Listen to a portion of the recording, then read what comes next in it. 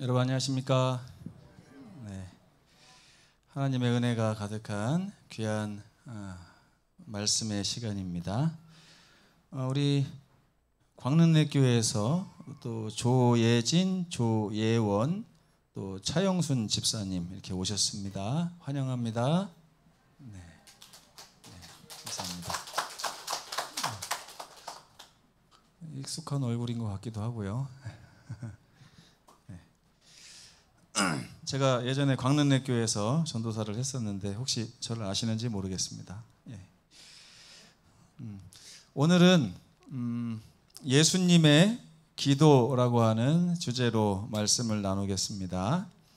요한복음 17장 1절에서 5절에 있는 말씀을 제가 읽겠습니다. 예수께서 이 말씀을 하시고 눈을 들어 하늘을 우러러 이르시되, 이 말씀은 이제 기도하신다는 얘기입니다. 제자들과 함께 마지막 말씀 시간을 이제 십자가 바로 전날 목요일에 가졌습니다.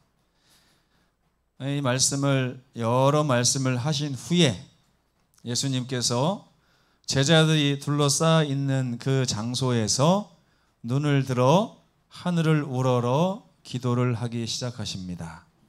이제부터는 예수님이 그 성도들, 제자들이 모여 있는 중에서 하나님께 드린 기도라고 생각하시면 되겠습니다.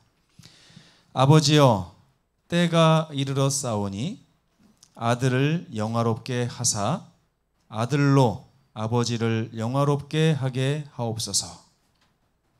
뭐가 이르렀다고요? 때가 이르렀다고요. 예수님께서 3년의 그런 공생애를 이제 마치시고 아버지께 기도를 드리는데, 이 기도를 모든 제자들이 다 듣고 있었습니다. 예수님께서 뭐라고 말씀하시냐면, 아버지여, 때가 이르렀사오니 이제 아들을 영화롭게 하사 아들로 아버지를 영화롭게 하게 하옵소서. 제자들의 마음이 어땠을까요? 때가 왔다고? 드디어? 이제 우리 예수님 왕이 되시는 건가? 불과 3시간 전만 해도 그들의 주제가 뭐였습니까? 예수님이 왕이 되시면 누가 크냐?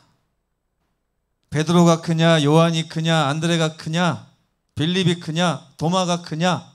누가 높은 자리를 차지할 것이냐? 얼마 전에 우리나라 대통령 선거가 있었죠. 대통령 선거에서 윤석열 대통령이 당선이 되니까 윤 대통령은 그냥 박수 몇 번 치고 웃고 그러는데 그 밑에 있는 사람들이 막 환호성을 지르고 박수를 치고 그러더라고요. 왜 그럴까요? 왜? 물론 윤석열 대통령이 돼서 좋아서 그런 것도 있지만, 대통령이 되고 나면 그 덕을 누가 보게 돼 있습니까? 이제 그 추종자들이 보게 돼 있잖아요. 그러니까 이렇게 난리를 치는 거예요. 여기서 보니까 때가 이르렀사오니, 그러니까 제자들의 마음이 확 부풀어 오르는 것입니다. 아들을 영화롭게 하사, 그래도 속으로 다 아멘 그러는 거예요. 아들로 아버지를 영화롭게 하게 하옵소서, 아멘. 이런 분위기예요 지금. 아버지께서 아들에게 주신 모든 사람에게 영생을 주게 하시려고 만민을 다스리는 권세를 아들에게 주셨음 이로소이다. 좀 어려운 말이죠. 이로소이다. 제자들은 이 많은 말 중에 어떤 말씀들이 귀에 쏙쏙 들어왔을까요? 한번 생각해 보세요. 때가 이르렀사오니 영화롭게 하사 권세를 아들에게 주셨어요. 이런 얘기들이 제자들의 마음에 쏙쏙 들어오게 될 것입니다. 그때 이제 예수께서 이렇게 말씀하십니다. 영생은 곧 유일하신 참 하나님과 그가 보내신 자 예수 그리스도를 아는 것이니이다. 제자들의 마음이 또 확 부풀어 올라요. 우리가 아니면 누가 예수를 알겠는가? 아버지께서 내게 하라고 주신 일을 내가 이루어 아버지를 이 세상에서 영화롭게 하였사오니 아버지여 창세 전에 내가 아버지와 함께 가졌던 영화로서 지금도 아버지와 함께 나를 영화롭게 하옵소서.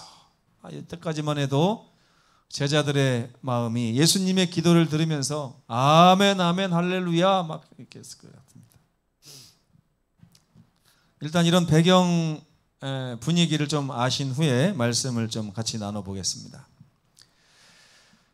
십자가 위에 그 바로 다음 날이죠. 그 다음 날, 이제 제자들이 기대했던 날이 아닌 그 다음 날입니다. 제자들이 기대했던 양상과는 전혀 다른 일이 펼쳐지고 있었어요. 예수님은 모진 고초를 겪더니 아무런 힘이 없는 듯이 십자가에 매달렸습니다. 제자들은 다 뿔뿔이 흩어졌어요. 우리가 도대체 그동안 뭐 한 건지 모르겠다. 망했다. 주식이 떨어져도 이렇게 슬프진 않을 텐데. 이렇게 하면서 제자들이 낙심하고 있을 때 예수님과 함께 삶이 맞춰지고 있었던 두 사람 중 한 사람이 있었습니다. 십자가의 한쪽에 있는 강도는 다음과 같은 예수님의 말씀을 들었습니다. 내가 진실로 내게 이르노니 오늘 내가 나와 함께 낙원에 있으리라. 이게 이제 히브리어는 쉼표 같은 게 없어요. 쉼표 같은 게 없다 보니까 쉼표를 어디에 찍느냐에 따라서 말이 막 순서가 바뀝니다. 그런데 아까 우리가 교과 시간에 기록되었으되에서 영혼에 대해서 배웠잖아요. 그죠? 여기도 보면 이 번역한 사람들이 히브리어에 없는 쉼표를 자기들이 알아서 막 찍었어요. 찍다 보니까 오늘이라고 하는 단어 앞쪽에다가 쉼표를 찍었어요. 그러면 오늘이라고 하는 단어가 앞으로 갑니까? 뒤로 갑니까? 뒤로 가게 되겠죠? 그러다 보니까 오늘 내가 나와 함께 낙원에 있으리라 이렇게 되는 거예요. 그러면 오늘 낙원에 있게 된다고 그러면 죽고 나서 어디 간다는 얘기가 돼요?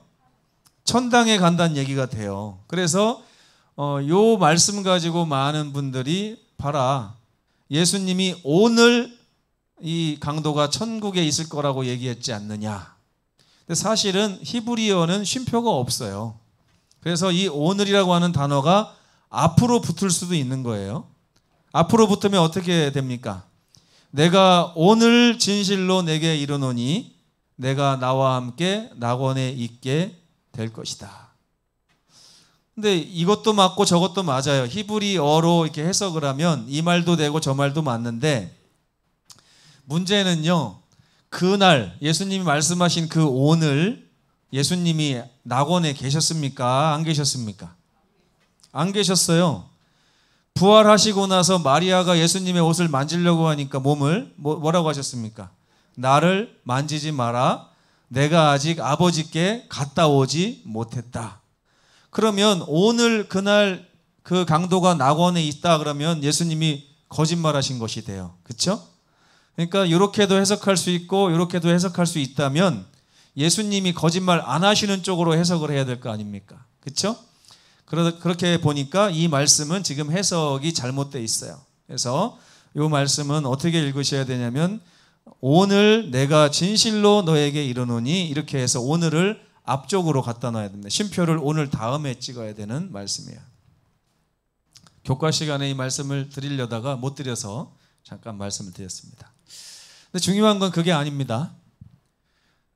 우리 인생들에게, 이 죄인들에게 구원을 선포하실 수 있는 분이 계십니다. 정장로님이 예를 들어서 딱 일어서셔가지고 우리 서귀포 교인들 다 구원하노라 라고 선포하면 여러분들 마음에 기쁨이 찾아옵니까? 예. 자기가 뭔데 우리한테 구원을 줘? 이렇게 되겠죠. 예. 근데 여기 보면 이 강도는요, 이 우주에서 유일하게 죄인에게 구원을 선포하실 수 있는 분 앞에 자기가 서 있다는 사실을 깨달았습니다. 그래서 그는 예수님에게 말한 거예요. 당신의 나라에 임하실 때에 나를 기억하여 주옵소서. 예수님께서 기억할게 이렇게 말씀하신 게 아니라 내가 구원을 베푸는 자로서 오늘 너에게 진실로 말하노니 네가 낙원에서 나와 함께 있게 될 것이다. 게임이 끝났습니까? 강도가 앞으로 구원 얻기 위해서 뭐 해야 될 게 있어요? 없어요? 없어요. 예수님은 지금 있는 그대로 강도에게 무엇을 선포하신 거예요? 구원을 선포하신 것입니다. 예. 여러분 혹시 살면서 이런 말씀 해보신 적 있나요? 저런 나쁜 놈. 예. 이런 말씀 해보신 적 있죠? 예. TV를 보면서 혹은 뭐 유튜브를 보면서 아니면 길 가다가 또 다른 사람을 보면서 저런 나쁜 놈이 있나. 예. 근데 그런 나쁜 놈을 성경이 지금 기록하고 있어요. 강도가 십자가 우편 왼편에 이렇게 두 명이 매달려 있을 때 그 가운데는 예수님이 계셨잖아요. 그 십자가에 매달린 세 사람을 보면서 사람들이 뭐라고 했어요? 성경에 보면 침 뱉었다고 그랬어요. 여러분 나쁜 놈 하면서 침 뱉어 보신 적 있나요? 제가 가만히 생각해 보니까 침 뱉어 본 적이 없어요. 욕은 해봤는데 침 뱉어 본 적이 없더라고요. 근데 드라마에 보니까 가끔 이렇게 막 침 뱉는 분들이 나오더라고요. 아주 막 이런 뭐 썩을 놈 그러면서 그러면서 침을 뱉더라고요.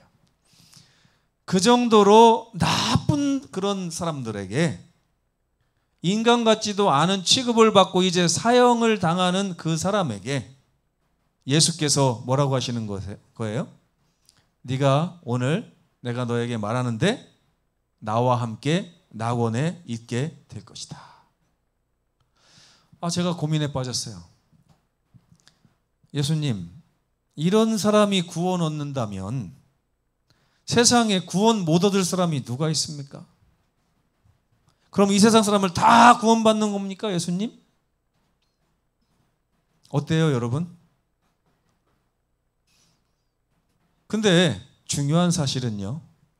똑같은 강도, 왜 강도가 두 명이 있느냐 생각해 봤더니 이게 아주 중요한 교훈이에요. 예수님의 오른편에도 강도가 있었고 왼편에도 강도가 있었는데 이런 식으로 따지면 양쪽에 있는 강도가 똑같이 낙원에 있어야 맞잖아요. 그죠? 그런데 한쪽 강도에게는 그런 말씀을 안 하셨어요. 왜 그럴까요? 그 강도가 예수님, 구원자이신 예수님을 외면했기 때문에 그렇습니다. 한편 강도는 구원자이신 예수님을 외면했고 한편 강도는 구원자이신 예수님을 바라보며 예수여, 저쪽에 있는 저놈과 이놈은 똑같은 놈입니다. 그러나 예수님은 우리와 다르신 분입니다. 만약에 주님은 우리의 죄를 위해서 지금 돌아가시고 주님의 죽음의 공로로 인하여 주께서 저에게 구원을 선포하시면 제가 구원을 얻을 것입니다. 당신의 나라에 임하실 때 저를 기억해 주옵소서. 요 차이예요. 요 차이. 그렇죠? 여러분? 강도는 예수님께서 구원을 능히 주실 수 있는 분으로 여긴 것입니다. 이쪽 강도는요. 예수님을 믿지 않은 거예요. 네가 하나님의 아들이라면 너도 구원하고 나도 구원해봐라. 이렇게 했던 강도였습니다.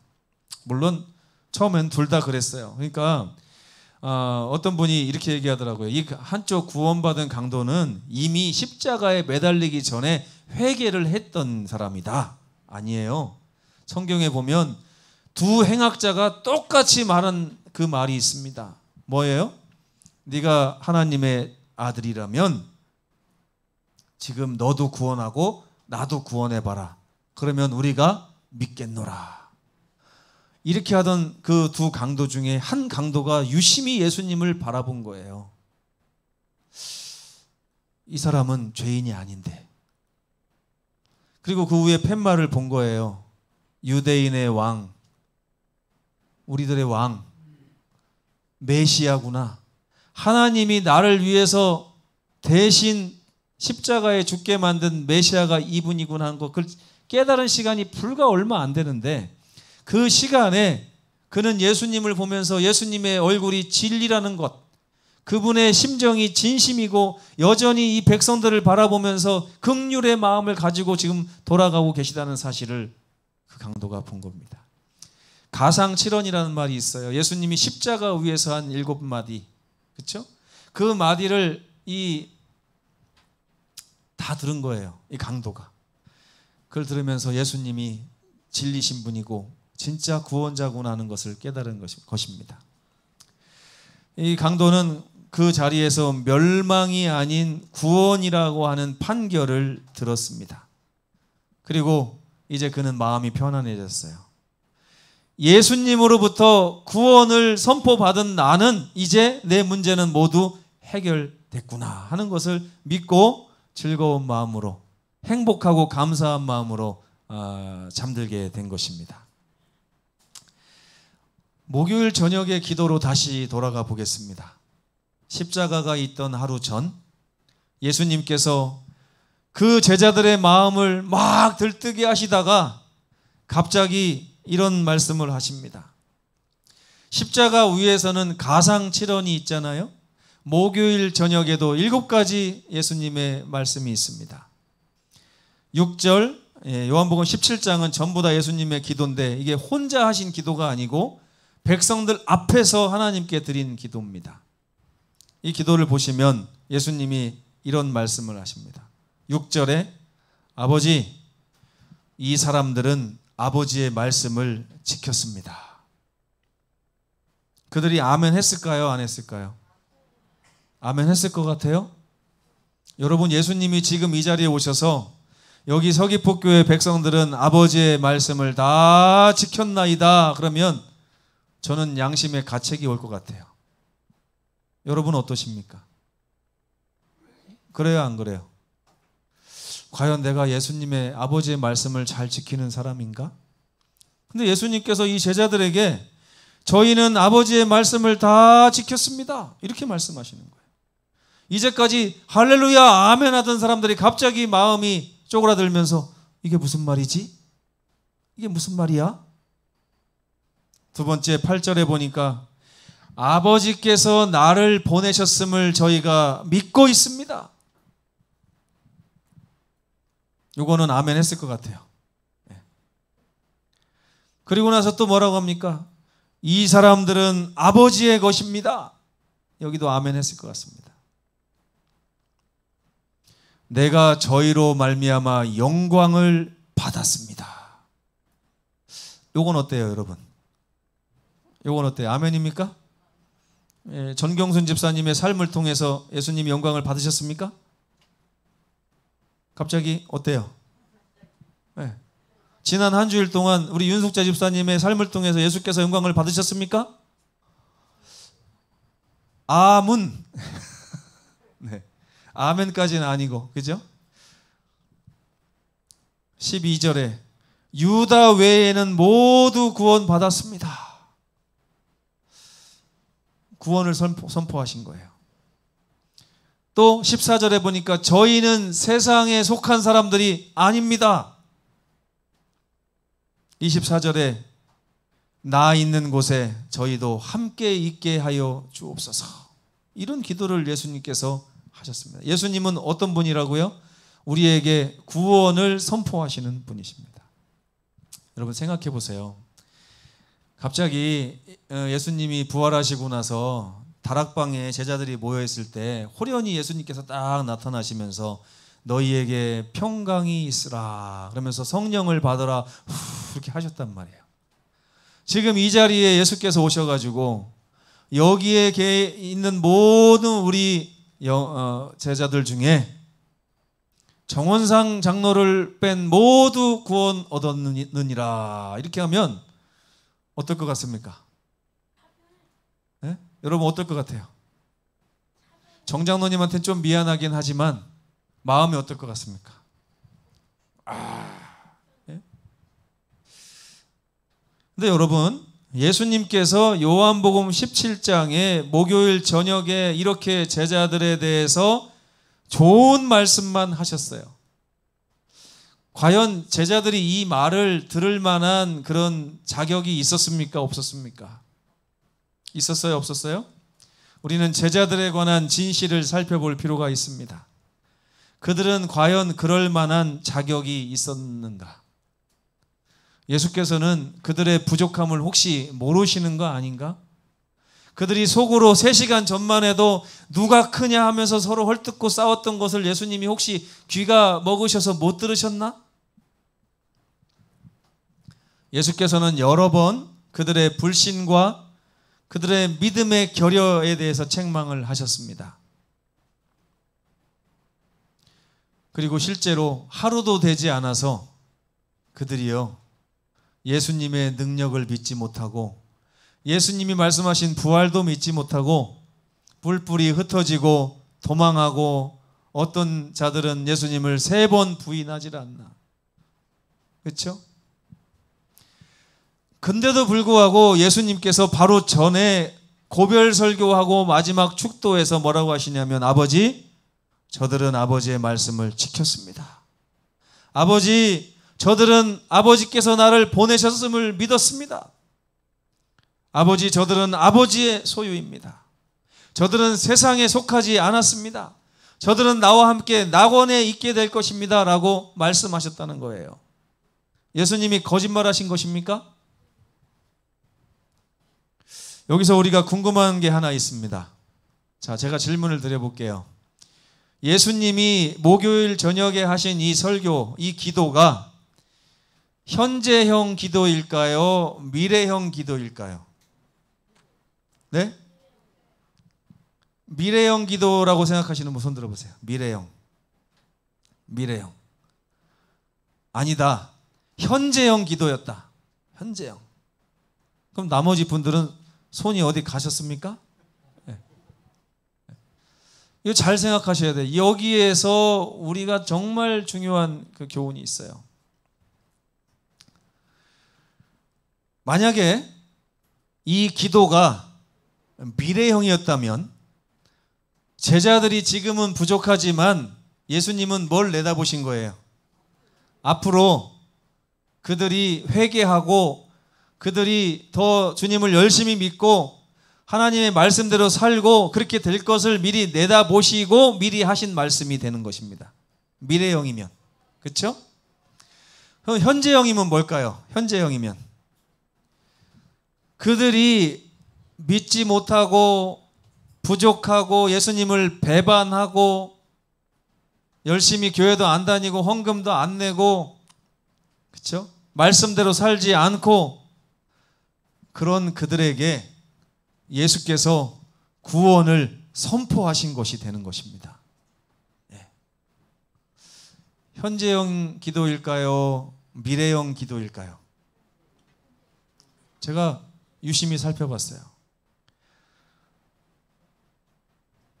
원문에 보면 예수님이 하신 모든 기도는 전부 다 과거형입니다. 과거형. 그들은 지켰고요. 과거로부터 지금까지 그들은 하나님의 말씀을 지킨 자들입니다. 안 지켰거든요. 분명히 제가 봐도 성경을 이렇게 쭉 살펴봐도 그들이 말씀을 지키지 않았어요. 예수님의 말씀대로 따르지도 않았고 자기들 생각대로 살고 있었습니다. 이걸 볼 때 예수님이 선포하신 이 구원은 분명하게 구원받을 자격이 없는 자들에게 은혜로서 씌워진 선포였습니다. 이게 중요한 거예요. 예수께서는 당신의 믿음과 당신의 낮아지심과 당신의 죽으심과 당신의 부활을 통해서 마련하신 선물을 아버지 앞에서 이 제자들에게 주신 것입니다. 선물을 주신 거예요. 만약에 미래형 기도가 되면 구원은 선물이 될 수 없습니다. 하나님께서 우리에게 주시는 선물은요, 여러분이 키가 몇 센치 부족해도 상관없습니다.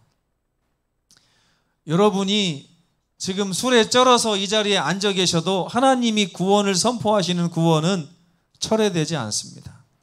여기 있는 모든 자들에게 구원을 선포하노라 하려고 하는데 딱 보니까 아이고 최홍자 집사님이 술 취해가지고 해롱해롱 하고 있네요. 그러면 예수님 뭐라고 그래요? 술 취한 사람 빼고 이렇게 하십니까? 아니에요. 이 선물은 그런 것이 아닙니다. 선물은 여러분들이 어떤 자격을 갖췄기 때문에 주시는 게 선물이 아닙니다. 그냥 하나님이 하나님의 공로를 통해서 만드신 선물 가지고 와서 일방적으로 여러분에게 건네주시는 게 선물이에요. 그럼 이 자리에서 여러분들이 그 선물을 받을 때 잘 받기만 하면 돼요. 잘 받기만 하면. 어떻게 받는 것이 잘 받는 것입니까? 어떻게 하는 것이? 어떻게 받으면 잘 받는 거예요? 한번 해보겠습니다.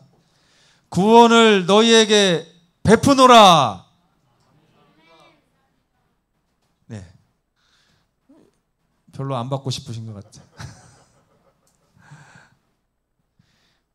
선물을 받으면요, 제가 잘 쓰는 표현이 있어요. 날뜁니다.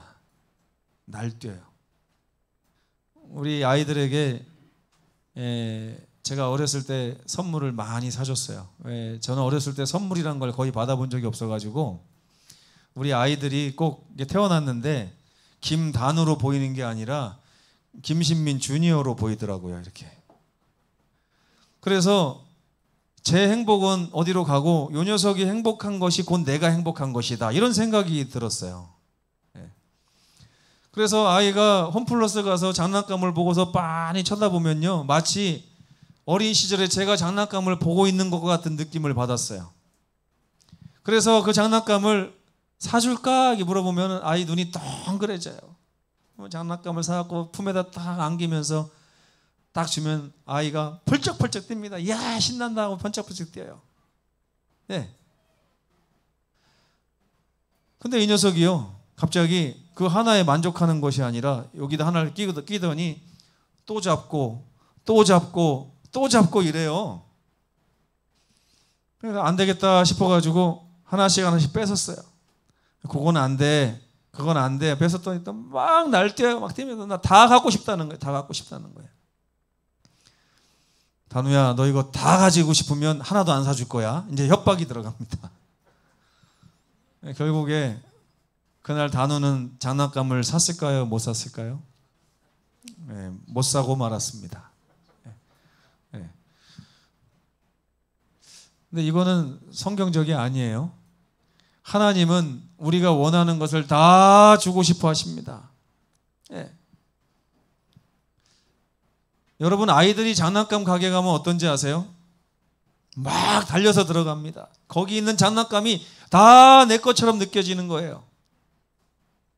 근데 제가 뒤에서 보면서 참 혀를 끌끌 찹니다. 저런 한심한 녀석들. 지네가 무슨 돈이 있다고 저렇게 다 지 것처럼 생각하고 저기를 뛰어들어가나. 그래요, 안 그래요? 아무것도 없어요. 그렇죠? 아무것도 없는 녀석들이 지금 누구 믿고 그 안으로 뛰어들어가는 것입니까? 뒤에 물주가 있어요. 물주가 따라오고 있어요. 그러니까 물주가 따라오니까 물주를 믿고 막 달려 들어가서 뭐만 고르면 되는 거예요. 내가 좋아하고 갖고 싶은 것만 고르기만 하면 100% 누구 거가 되는 겁니까? 내 것이 되는 거예요. 근데 뒤에 물주들은 참 힘듭니다. 5,000원짜리 고르면 좋겠는데, 최대한으로 5만 원짜리 이내로 골랐으면 좋겠는데, 아이들도 눈은 있더라고요. 고르면 20만 원, 고르면 30만 원 막 이런 거예요. 네, 여러분, 하나님께서 우리에게 하늘문을 열어 제끼시고 들어가라 하십니다. 들어가서 누리라 하십니다.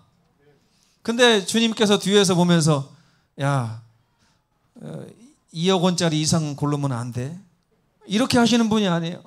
우리 주님은 이 안에 들어가서 너희가 갖고 싶은 걸 다 가져라, 내가 지불하리라, 이렇게 말씀하시는 거예요.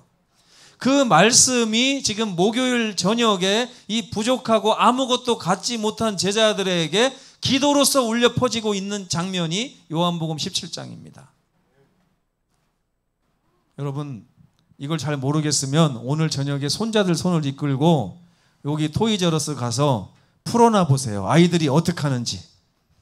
여기서 장난감 한 개 고르면 내가 할아버지가 무조건 사줄게 하고 들여보내주세요. 아무리 비싼 거라도 다 사주겠다 하고 들여보내줘 보세요. 아이들이 어떻게 하는지. 예수님께서 이 기도를 하시면서 제자들이 그렇게 하기를 원하셨어요. 여러분 모두 하나님께서 구원을 베풀어 주신 것입니다. 네. 이제 장난감으로 좀 비유하니까 조금 커지네요, 소리가. 네.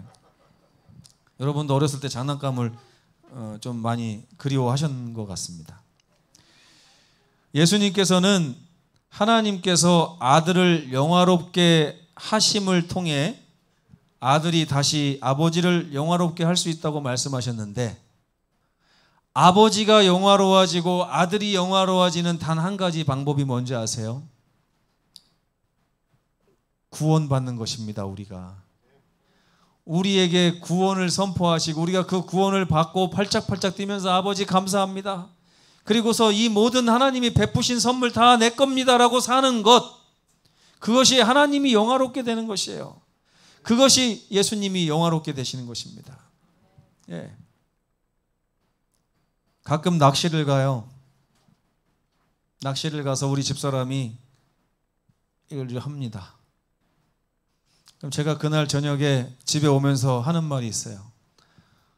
1시간 동안 헛일했네. 1시간 동안 헛일했네. 영광이 됩니까? 안 됩니까? 안 되죠? 하늘의 보좌를 버리시고 이 땅에 내려오신 예수님께서 빌립보서 2장 5절에 보면 자기를 낮추시고 종의 형체를 입고 죽기까지 복종하신 예수님께서 다시 하늘에 올라가셨는데, 그 십자가를 치르신 예수님께서 온 백성에게 내가 너희에게 나의 공로로 구원을 베푸노라 했는데, 아멘. 아무도 이 정도밖에 안 하면 하늘 가면 천사들이 예수님한테 헛일하고 오셨네요, 이렇게 했습니다. 헛일하고 오셨네요. 하나님을 영화롭게 하고 예수님이 영화로워지는 유일한 방법은 예수께서 우리를 구원하기 위해서 오신 그 예수라고 하는 이름, 하늘에 가서 우리와 영원토록, 지금부터 영원토록 함께 하시겠다고 하신 임마누엘이라고 하는 이름이 부끄러워지지 않으려면 바로 저와 여러분이 이미 베풀어 주신 구원으로 인해서 감사가 넘치고 하나님의 무릎 아래서 그분의 손을 붙잡고 기뻐하는 삶을 살 때 주님께서 영광을 얻습니다. 아무것도 필요 없어요. 여러분, 중요한 거는 지금 우리가 하나님이 주신 선물을 받아서 까보고 연구해보고 사용해보고 해야 되는 것입니다. 저희 고모가 저희 형 중학교 들어갈 때 선물을 사왔어요. 손목시계였습니다. 전자 손목시계. 저하고 제 동생 눈이 동글동글해졌어요.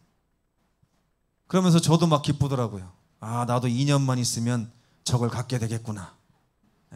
우리 동생은 또 이렇게 쳐다보면서 저처럼 막 좋아하다 갑자기 나는 4년이나 있어야 되네, 이렇게 됐어요. 근데 그 선물을 받은 우리 형이 그 선물을 상자에서 꺼내지도 않고 장롱 속에 넣어놓으면 받은 거나 안 받은 거나 별 차이가 없잖아요. 근데 우리 형이 그거를 넣어놨어요. 저하고 동생이 난리가 난 겁니다. 형, 저것 좀 꺼내보자. 싫대요. 중학교 가면 그때 꺼내보겠대요. 뭐 마음은 이해는 됩니다. 근데 우리는 궁금해 죽겠는 거예요. 그 전자시계가 도대체 어떻게 생기고 어떻게 시간이 가는지. 그래가지고 형이 없을 때 동생하고 제가 몰래 꺼내가지고 막 눌러보고, 와, 와, 너무 좋다. 그거를 만지기 전까지는요, 제가 2년 후에는 이거 나도 생기겠구나 했는데, 그걸 딱 만져보고 나니까 상황이 달라졌어요. 고모, 나도 지금 사줘. 지금 갖고 싶은 거예요, 지금. 네. 여러분, 하나님이 주신 구원의 선물도 이렇습니다. 까보지 않고 언젠가 보면 되지.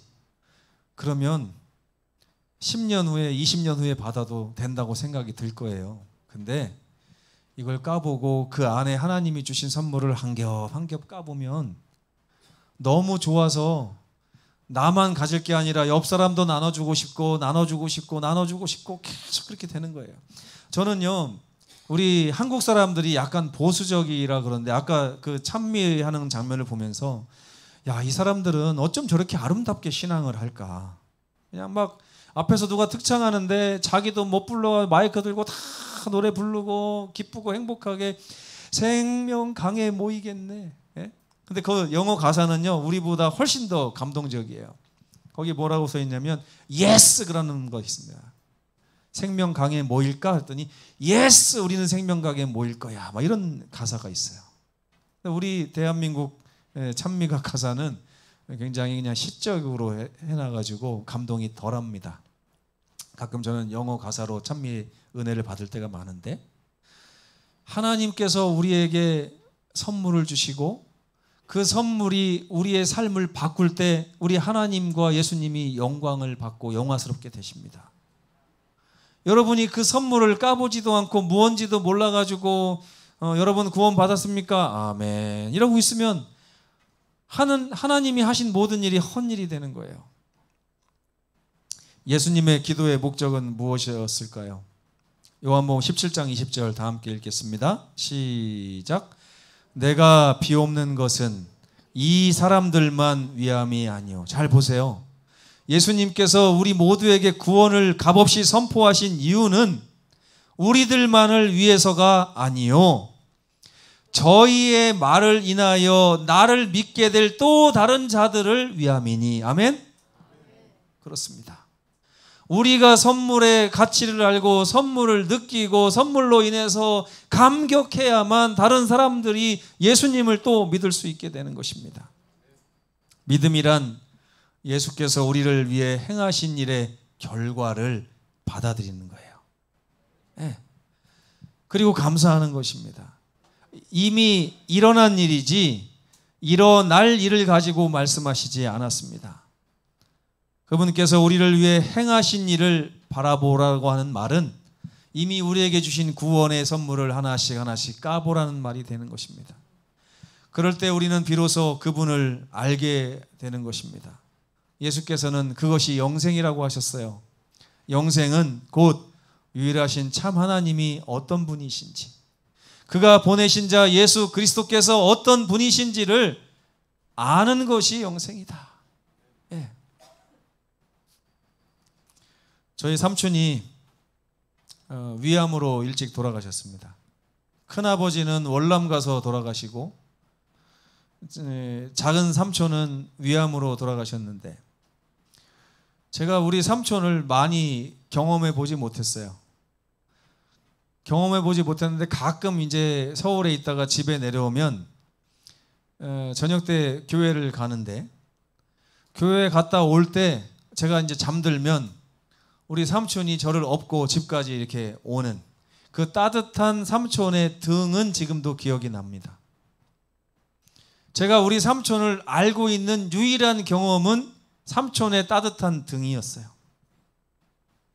아쉽게도 삼촌을 더 알 기회가 없어요. 삼촌은 이미 돌아가셨기 때문에. 여러분이 예수님을 알 수 있는 기회가 참 많이 있습니다. 하나님을 알 수 있는 기회가 참 많이 있어요.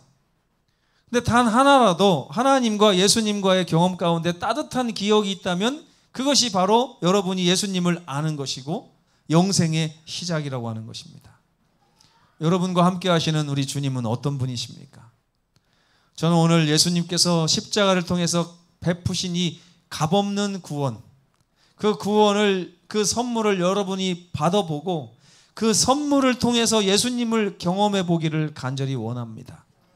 여러분은 예수님이 이미 행하신 십자가의 구원을 믿고 받아들이고 감사하며 그 구원을 더 연구해 보실 필요가 있습니다. 구원의 감사가 우리들의 삶을 변화시키는 아름다운 역사가 서귀포교회 모든 성도들의 삶에서 일어나기를 간절히 바라면서 말씀을 마치겠습니다.